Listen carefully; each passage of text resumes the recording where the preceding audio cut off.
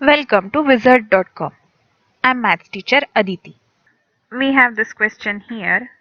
The numerator of a fraction is 4 less than the denominator. If the numerator and denominator are each increased by 2, the value of the fraction is 3 by 5. What is the lowest term of the original fraction?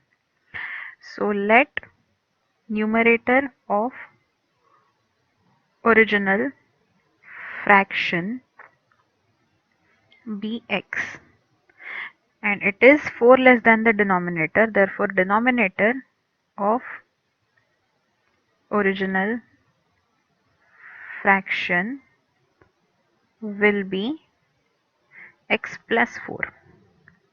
If the numerator and denominator are each increased by 2, so modified n equal to x plus 2 and modified d will be equal to x plus 4 plus 2, which is equal to x plus 6, the value of the fraction is 3 by 5. So it is given that x plus 2 divided by x plus 6 is equal to 3 by 5. So let's first find out what is x.